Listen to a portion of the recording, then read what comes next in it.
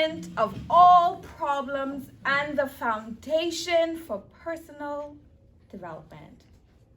A quote by a transformational psychologist, Dr. Peter Shepard.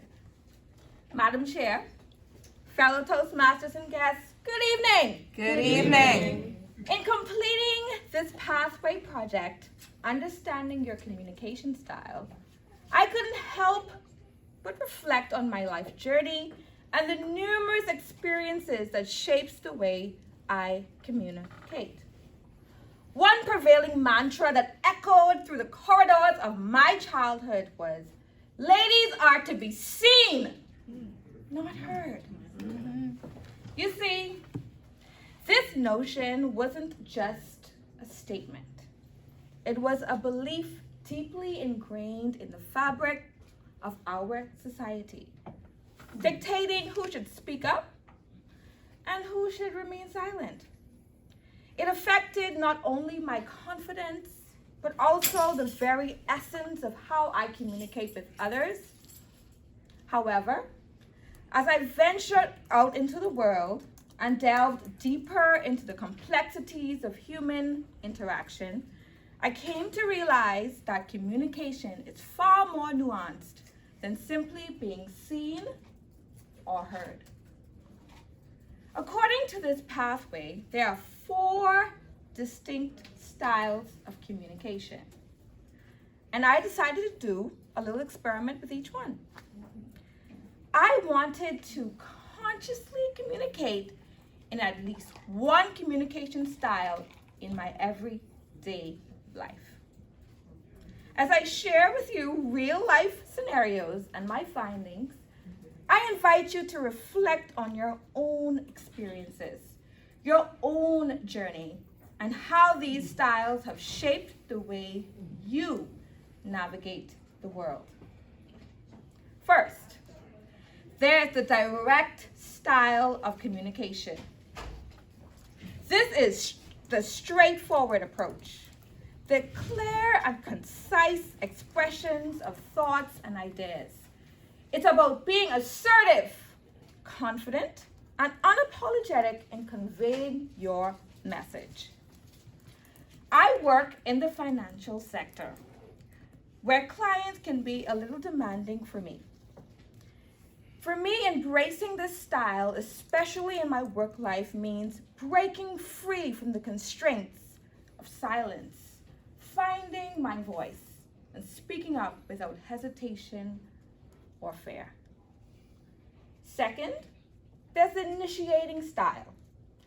This style takes the lead by being proactive in initiating conversations and driving them forward. It's about setting the agenda, asking the tough questions, and pushing forward the boundaries to explore new ideas and possibilities. It's wedding season, y'all. And my oldest sister is about to get married. And as her maid of honor, communicating to her in this style represented a departure from passivity, a willingness to step up and take charge.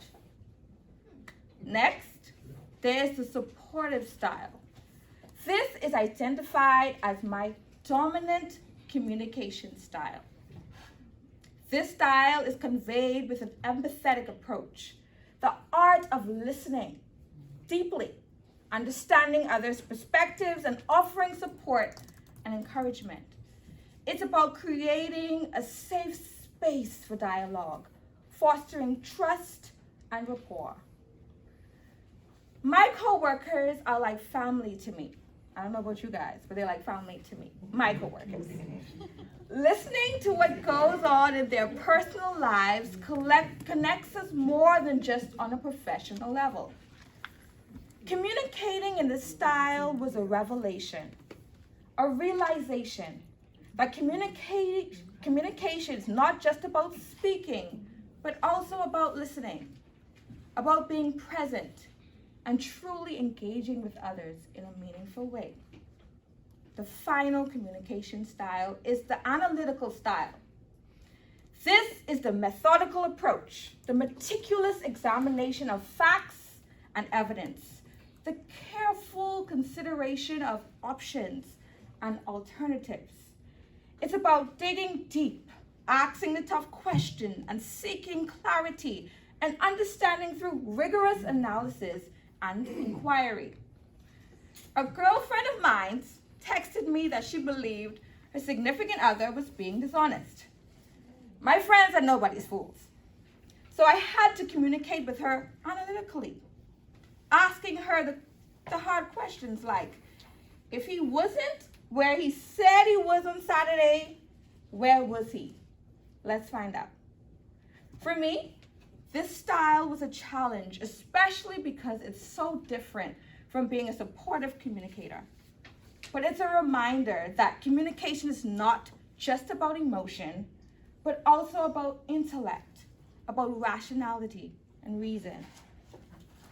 In embracing these 4 communication styles, I've come to appreciate the richness and diversity of human interaction.